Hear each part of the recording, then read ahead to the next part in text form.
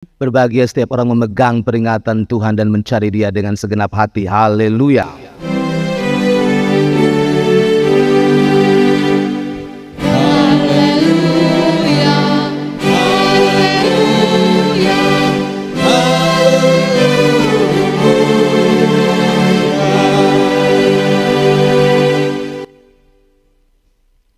Sekali lagi, salam sejahtera, shalom Bapak Ibu Saudara semua. Kita ada dalam ibadah minggu pagi ini, Roh Tuhan menarik kita datang ke rumahnya untuk berbakti bersama dan mengucap syukur. Dengan tema bacaan hari ini, dalam Kejadian 12 ayat 1-9, memenuhi panggilan Allah untuk menjadi berkat. Umumnya manusia suka dapat berkat, suka minta berkat. Tapi mau jadi berkat atau saluran berkat bagi orang lain, ini pertanyaan besar. Dan secara spesifik, umumnya orang Kristen suka berdoa, termasuk saudara dan saya, manusiawi. Tuhan berkatilah saya, berkati keluarga kami, berkati masyarakat kami, berkati gereja kami, berkati di garis bawahi. Tetapi agak sulit untuk melanjutkan dan ajar kami juga menjadi saluran berkat. Kita biasa berpikir karena Tuhan itu pohon segala berkat, jadi kita meminta Dia dengan mengutip Matius 7, mintalah, carilah, ketuklah. Memang benar. Tetapi kekristenan tidak hanya mengajari kita hanya untuk meminta berkat, tetapi juga untuk menjadi saluran berkat. Teologi yang benar bukan mengajari saudara dan saya untuk meminta pada Tuhan, tetapi juga Tuhan memakai saudara dan saya untuk menyalurkan berkat itu. Karena kalau hanya minta berkat lalu berhenti di situ, kita akan menjadi orang-orang yang rakus. Tidak berbelah rasa. Menjadi orang-orang yang hanya mementingkan diri sendiri. Yang penting beta senang, orang lain mah susah. Emangnya gue pikirin. Karena beta sudah dapat berkat. Itu bukan teologi kita. Itu bukan ajaran Alkitab. Alkitab mengatakan Tuhan lebih rindu memberkati saudara dan saya daripada apa yang pernah kita rancangkan untuk diri sendiri, yes. Tetapi di situ juga Tuhan mau mengajari kita untuk menunjukkan pada dunia ini hati Kristus. Salah satu caranya adalah berbagi dan menjadi saluran berkat bagi orang lain. Saya spesifik dalam tema hari ini, bagaimana Tuhan memanggil Abraham untuk menjadi saluran berkat. Saya ingin Bapak Mama kita memahami bacaan ini bukan setelah kita sudah tahu tentang Abraham. Dari cerita sekolah minggu sampai usia seperti ini. Tapi mari kita belajar dari kenyataan di mana Abraham belum tahu apa-apa. Karena itu menurut saya pantas Abraham kelak disebut sebagai bapa segala orang beriman. Sekali lagi karena kita baca, kita sudah tahu di akhir cerita. Oh, nanti dia punya anak nama Ishak. Nanti dia persembahkan Ishak di Gunung Moria. Nanti tidak jadi korbankan Ishak. Oh, ceritanya begitu. Tapi mari kita baca dari konteks awal sebagai Abraham. Seperti kita baca kitab Ayub, kita langsung tepuk tangan di pasal 42 yang terakhir. Oh, nanti Ayub menang, diberi kelipat ganda, keluarga, harta, kekayaan. Kita tidak tahu di awal Ayub tidak tahu kalau iblis dan Allah lagi berperang sana. Mempertaruhkan namanya. Jadi hari ini kita perlu baca kitab ini dari kacamata Abraham. Maksudnya apa? Sederhananya begini. Waktu dia dipanggil, dia cukup mapan di Ur Kasdim. Abraham bukan orang yang miskin melarat. Dia cukup mapan di Ur Kasdim. Dia juga oleh beberapa penafsir dikatakan sebagai imam, walaupun dia belum sembah Tuhan Allah. Imam kafir, orang Ur Kasdim sembah dewa-dewa tertentu. Jadi dia sudah mapan di sana, tiba-tiba dalam catatan yang heboh. Di kitab Kejadian 12, Tuhan Allah pencipta langit bumi menampakkan diri kepada Abraham dan berkata, keluar kamu dari kenyamananmu. Keluar kamu dari Ur Kasdim karena aku harus bawa kamu ke Kanaan supaya kamu menjadi berkat dan dunia sampai 4000 tahun nanti kemudian belajar menerima berkat karena engkau. Artinya kalau saat itu Abraham tidak taat, jadi apa kita sekarang? Makanya saya bilang kita baca dari hatinya Abraham, jangan baca setelah kita tahu ini bacaan. Kalau Abraham waktu itu bilang, kau lu siapa? Bepun dewa-dewa lebih canggih, patung-patung berhala di sini lebih canggih. Lu suara asing beta tidak pernah tahu, kenapa harus ikut yuk? Dan ikut kemana, dan lu mau bikin apa, dan lu mau buat apa, dan seterusnya. Kalau Abraham pakai rumus itu, tidak akan terjadi cerita ini. Mengapa? Karena manusia mulai dari Adam dan Hawa dapat kehendak bebas sampai ke Tom. Kita punya kehendak bebas itu mulai dari Eden sampai nanti kita masuk di Firdaus baru. Kehendak bebas itu Allah kasih keputusan.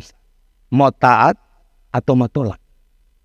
Mau cinta Allah atau benci Allah. Mau menempatkan Allah di pusat kehidupan atau kosi tendang dia keluar dari kehidupan. Itu keputusan kita masing-masing. Karena itu saya pikir tidak usah kebakaran jenggot. Kalau kita lihat ada orang yang tidak mau membuat keputusan ikut Tuhan. Ada orang yang meninggalkan Tuhan. Ada orang yang memaki Tuhan. Ada orang mengambil Alkitab terus taruh di pantatnya. Karena itu keputusannya.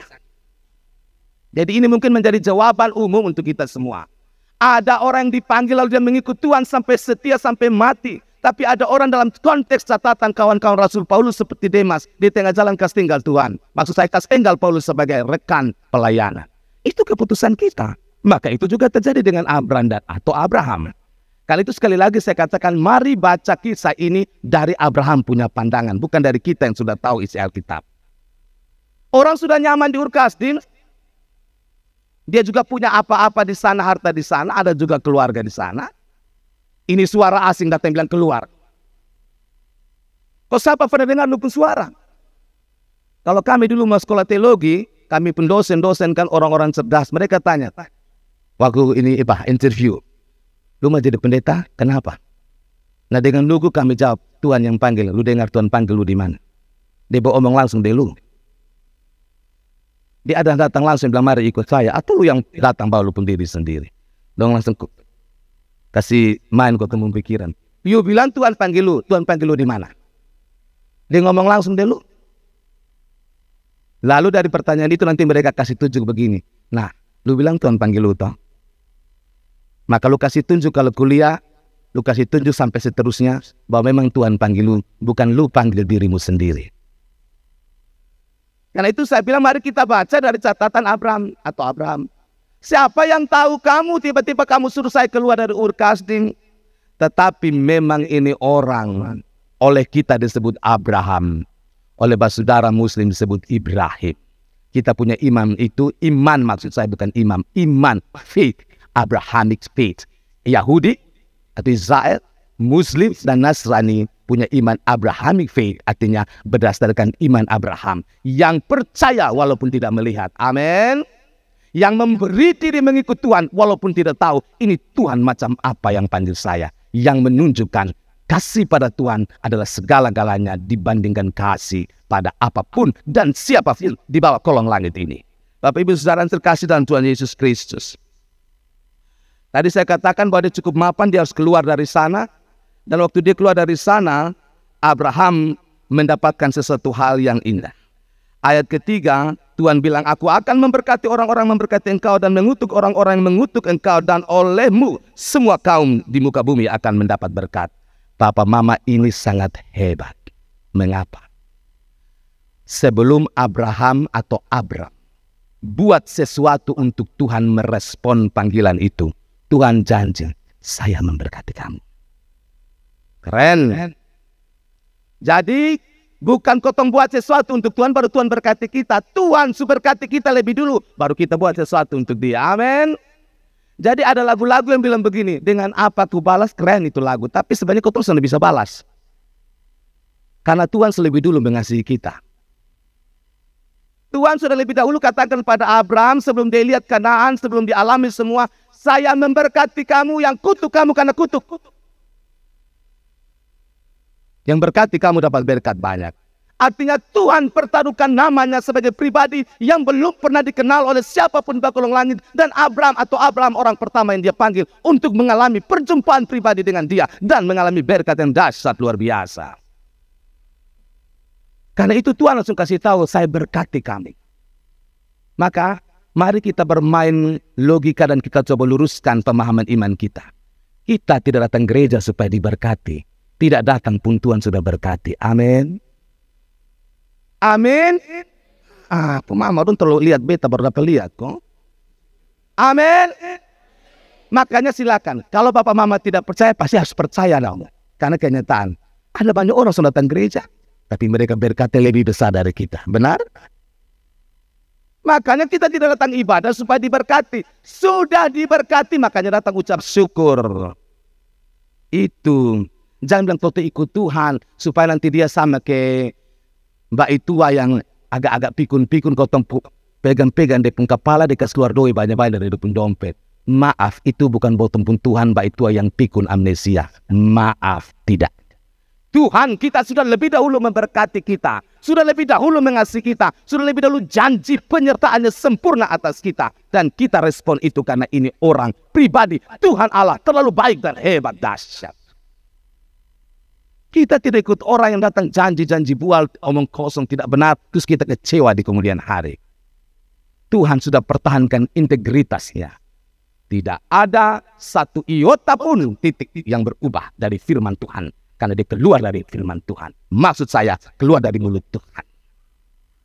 Jadi saudara lihat, kalau saudara beribadah, melayani Tuhan, tak usah cari berkat. Yesus siap. Mazmur bilang, bahkan bagi orang percaya, waktu dia tidur pun Tuhan berkati dia. Amin.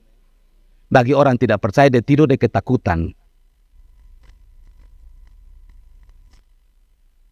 Jangan sampai kebakaran, jangan sampai uang hilang, jangan sampai penyakit segala macam. Dia pikir bahwa sampai di tempat tidur di tempat tidur jam 10 malam sampai jam 2 tidak tahu tidur, bolak-balik.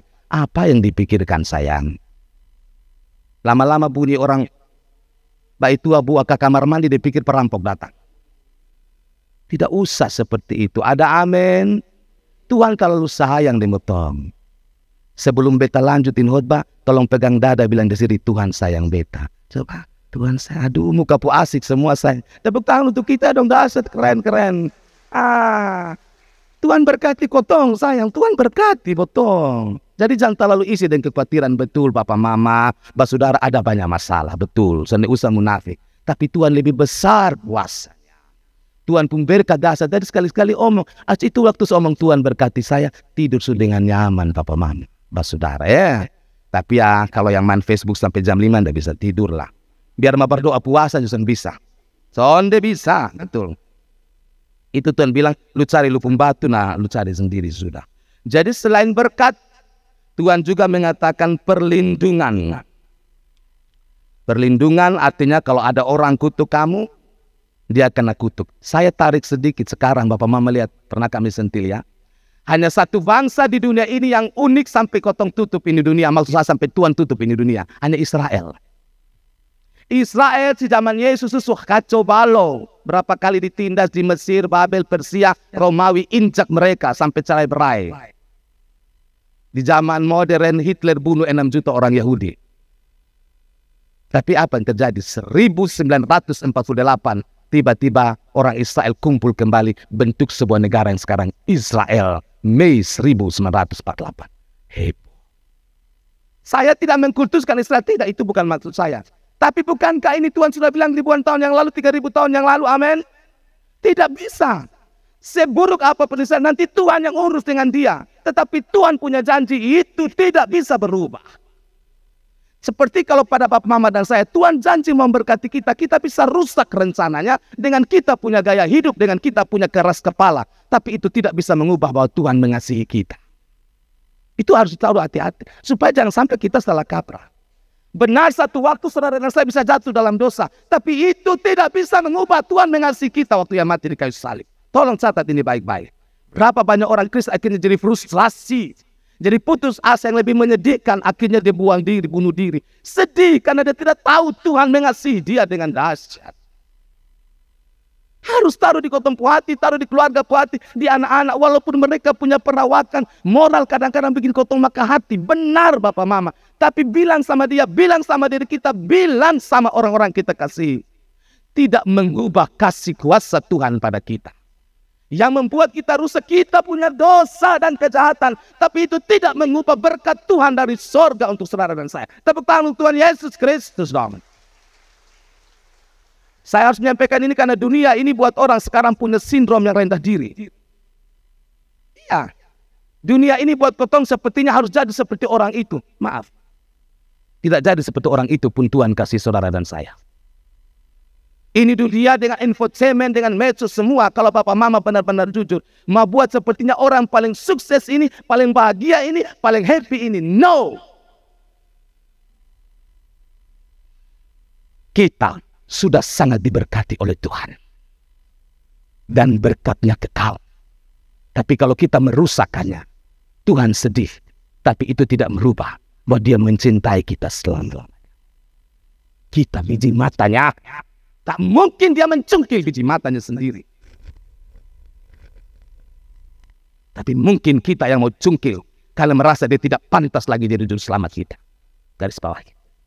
Kita yang mau cungkil itu biji mata karena kita pikir, yo tak pantas jadi juru selamat saya. Tapi tidak mengubah kasih Tuhan pada saudara dan saya. Ini omong berkat, ini omong ini. Jadi jangan khotbah berkat datang langsung omong persepuluhan, omong idoi-idoi ini. Tidak usah ngomong, itu orang tahu, ada amin. Kalau orang diberkati akan terjadi, tidak usah. Saya minta mau jangan sampai ke gereja-gereja tertentu omong tiap minggu khotbah persepuluhan. Khotbah lari-lari sedikit, idoi di mana-mana. Betul kotong butuh, tapi ngomong saja soal diberkati dan jadi berkat. Dengan sendirinya orang akan menunjukkan bagaimana hidup sebagai orang terberkati. Ini hari kemarah kok. Ini kok Bapak Mam bikin pesta, Bapak Donong punya acara makan daging enak-enak sampai begini ini. Dasar nih mau lava keren. Tapi ini bukan darah tinggi, ini karena begitu sayang lihat Bapak Mama begini. Kalau orang kotong sayang seseorang kadang-kadang kotong omong kegamatar begitu. Baik, kita lanjut sayang semua ya. Abraham dia taat walaupun dia tidak tahu. Ini kunci ya. Dia sekali lagi tadi saya sentil ulang sedikit saja. Dia tidak tahu yang panggil dia siapa, tapi dia taat. Ini sama dengan dia masuk ke ruang yang gelap, disuruh jalan raba-raba di sana. Tapi dia tetap jalan, karena dia tahu di ujung itu ada cahaya yang bisa dilihat. Itu. Ini sama dengan Bapak Mama dan saya. Siapa yang jamin Bapak Mama saya datang gereja melayani Tuhan? Apa kita selalu diberkati? Saya yakin kita yang duduk dalam gereja bahkan yang di luar ada datang dengan masalah yang satu gunung penuh. Tapi tiap hari Minggu dengar lonceng pertama, botong datang di Tuhan. Bukan karena kita serasa dapat semua, tapi beta mau taat. Beta mau taat. Itu iman. Kalau Papa Mama, orang-orang muda, Papa Mama sayang semua yang di luar, buat itu, percayalah, itu bukti ketaatan. Kita tetap datang pada Tuhan karena kita taat. Yang berikut dalam ketaatan itu karena kita percaya, lebih tepat mempercayakan diri bahwa Tuhan itu tidak pernah berdusta. Satu waktu ketika saya didoakan karena sakit ini yang saya alami, muncul pernyataan itu, anakku, beta senai pernah buat jahat dengan kamu. Senai pernah. Tuhan itu baik. Sekalipun kau mengalami hal yang senai baik. Tuhan itu sayangnya. Sekalipun orang-orang tidak menunjukkan sayang itu pada kita. Tuhan itu peduli. Sekalipun kita tinggal bersama orang-orang egois yang hanya pikir keuntungan diri sendiri. Tidak mengubah kasih Tuhan. Makanya jangan iman percaya tergantung situasi. Jangan. Iman percaya tergantung Kristus yang tidak berubah forever and ever, selama-lamanya. Taruh di hati kita, saya percaya pada Dia sekalipun orang membenci, membuli, merendahkan saya, Tuhan tidak buat itu pada saya. Bahkan pemazmur bilang, sekalipun ayahku dan ibuku meninggalkan aku, Tuhan menyambut aku. Amin. Maka pantas Abraham dan kita keturunannya percaya padanya. Lalu Abraham tidak egois. Contohnya, Kejadian kasih tahu dia bukan hanya bawa Sarah. Dia bawa siapa? Lot. Coba kau tahu cerita, kan sudah tahu. Lot yang bikin dia sakit kepala nanti. Yang pertama sakit kepala dari apa? Suruh pilih bagi dua karena Lot bilang, lembah Yordan itu subur. Maka pas setan di lu ambil kering-kering, beta ambil itu. Coba, mari sabar dalam logika kita. Kita kasih tolong kau punya ponaan, saudara. Sekarang pas waktu susah, seharusnya kan dia omong kasar tahu diri lah, amin.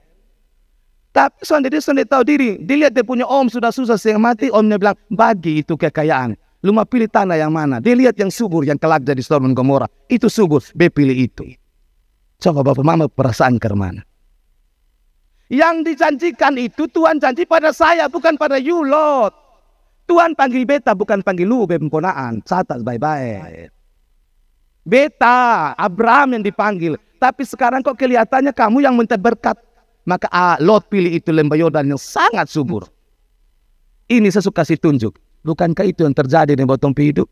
Kadang-kadang orang yang bottom paling sayang, keluarga, saudara, sahabat, bisa menjadi orang yang menikam kita dari belakang. Benar atau benar? Orang potong paling berkorban kasih dia, Bapak Mama bilang dulu beta semua bekasih. Setelah dia dapat apa-apa dan lupa dengan beta. Itu kan yang Lot buat. Saya dapat ini dari catatan Charles Swindoll ketika dia bicara soal tokoh-tokoh Alkitab. Betul ya, karena kita baca sekilas kita tidak dapat gambaran. Oh betul, makanya Lot itu dasarnya memang sudah serakah. Dia pun om yang setengah mati bimbing dia kasih bilang, terserah lu tua bangka, tua ganggoak.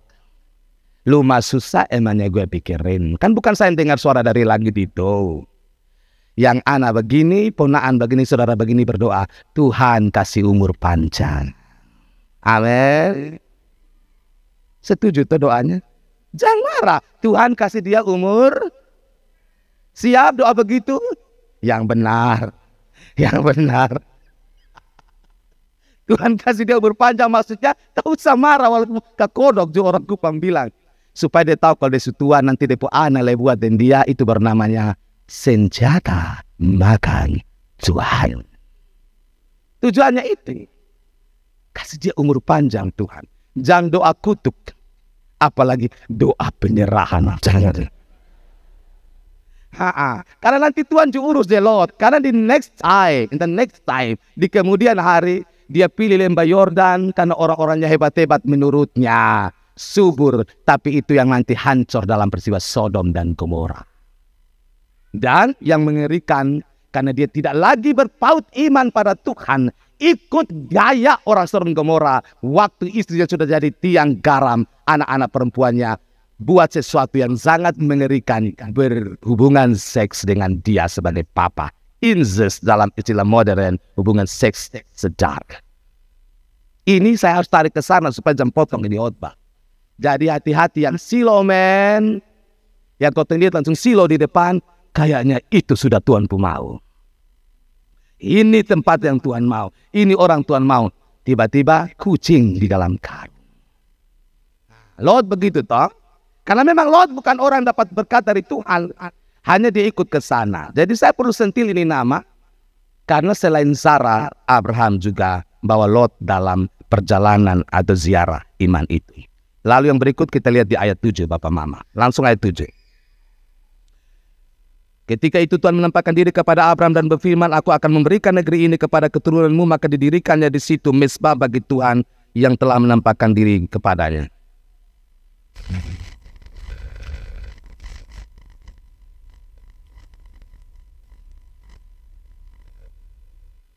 Maaf, maksud saya ayat 5b, dan segala harta benda yang didapat mereka dan orang-orang diperoleh mereka di Haran, mereka berangkat ke tanah Kanaan lalu sampai di situ. Abraham membawa segala harta bendanya. Artinya Abraham keluar bukan dengan tangan kosong.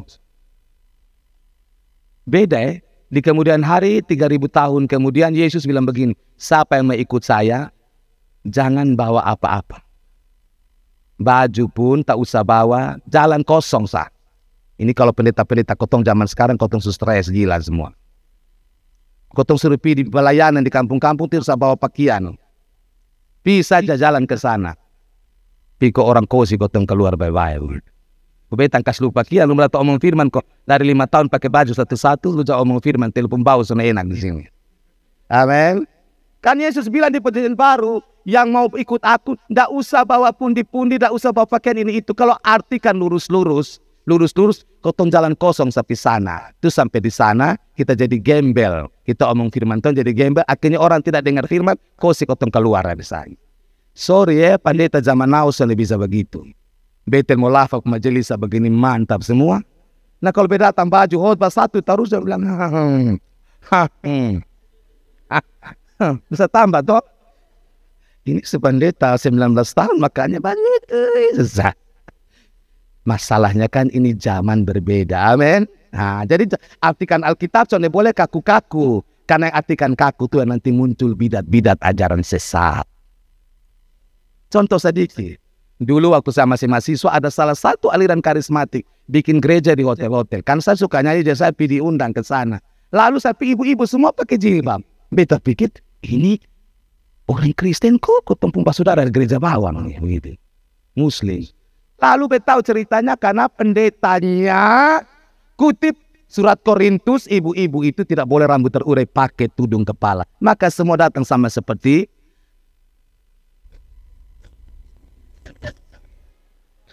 ini contoh, saya kasih contoh. Makanya jangan tafsir Alkitab lurus-lurus. Orang di Korintus sana kalau mama-mama, ibu-ibu terurai rambut, maaf, itu disebut perempuan nakal. Tapi tidak di NTT dengan mama-mama baik hati. Amin.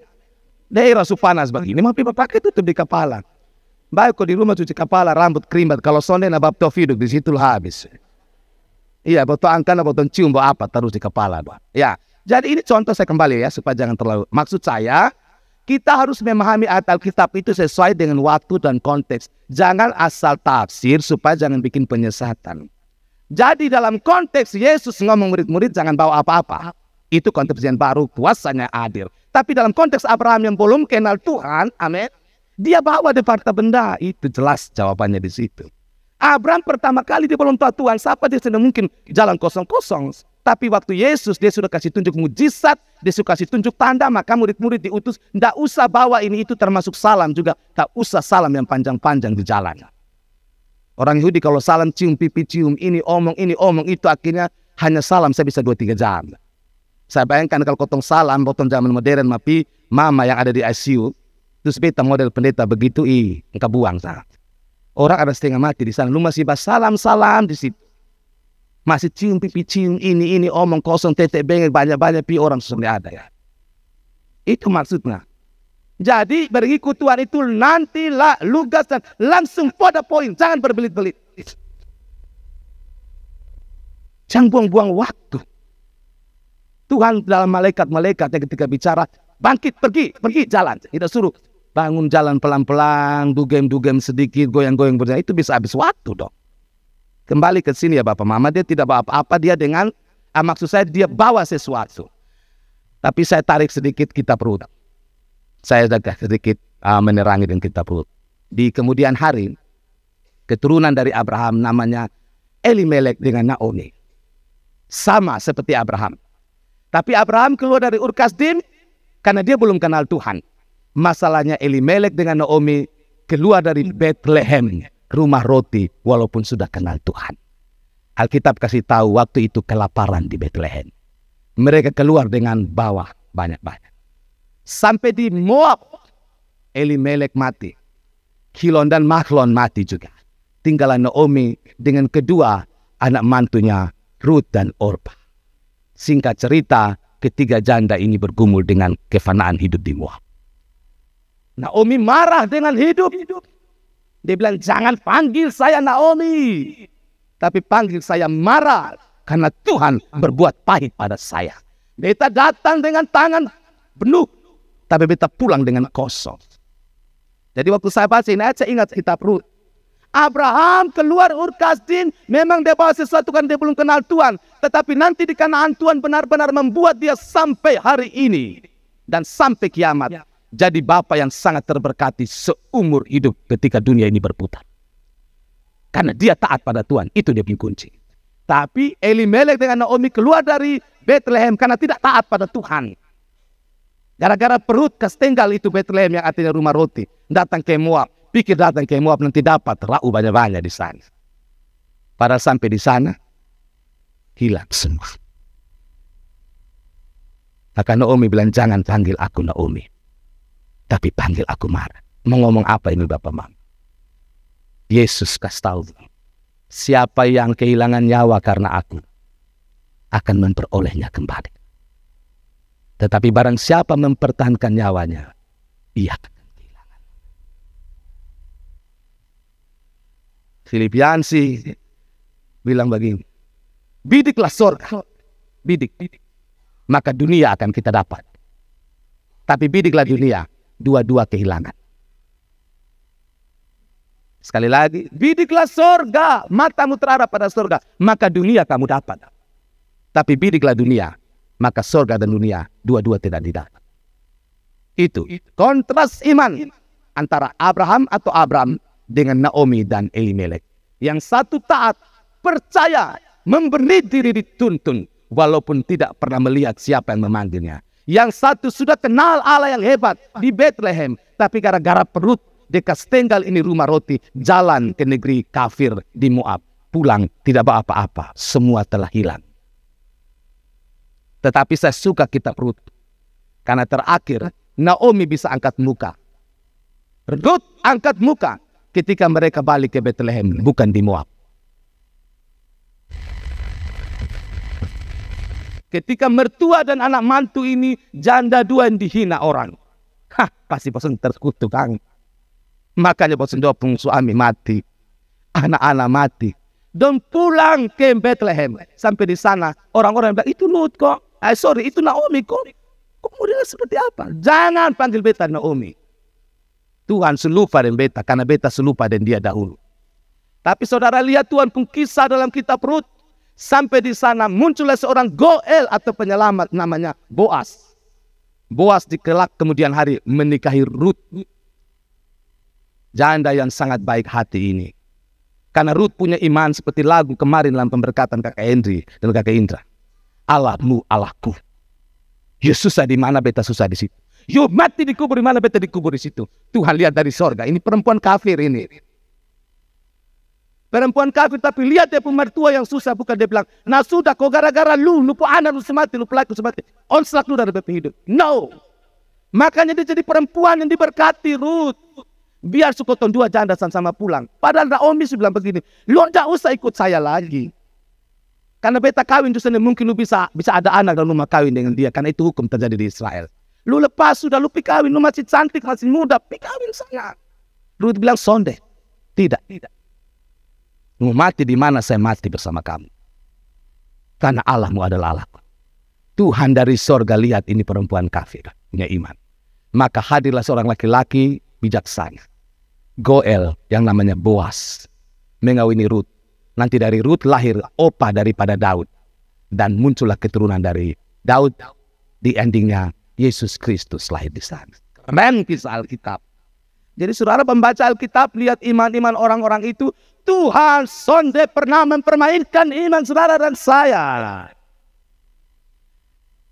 Tidak pernah. Kalau dia panggil kita untuk menjadi berkat, percayalah dia kasih sesuatu. Hanya mungkin logikanya begini. Kalau Tuhan mau kasih sesuatu, tangan kita harus bagaimana? Dibuka, amin. Kalau tutup, mau jatuh dari mana? Itu logika sederhana. Kita tidak bisa menjadi berkat bagi orang lain. Tidak bisa menerima berkat dari Tuhan. Karena tangan kita di... Ada aneh. Coba buat, kasih contoh sebelum saya tutup. Tangan kita di... Mata jatuh di mana nih kalau mau jatuh?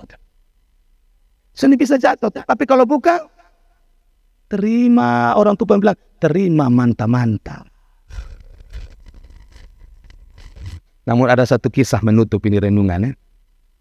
Pendeta Eben pun kisah. Jadi beta jangan bilang beta yang tahu dah sendiri. Jangan plagiat orang punya tapi sosok pintar. Pendeta Eben cerita gini, ada dua orang. Satu ini dia punya nama pemberi, dia suka memberi. Yang satu itu menerima berkat. Ya Kak, maka yang memberi ini tiap kali ada kesempatan orang susah, ada segala satu yang bisa dibantu, dia akan, maka tangannya terbuka.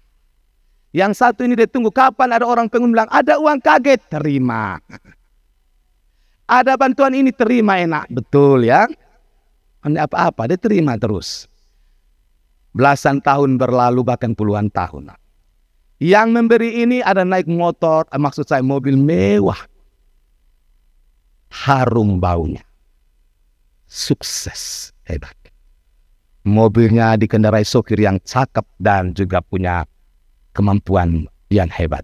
Lalu dia berhenti di lampu merah. Waktu berhenti di lampu merah, dia lihat di situ ada duduk seseorang yang, Bapak, minta dong. Minta dong. Dia buka kaca. Iya, saya yang hanya mau menerima berkat. Yang di mobil itu adalah yang mau memberi. Tuhan berkati. Amin.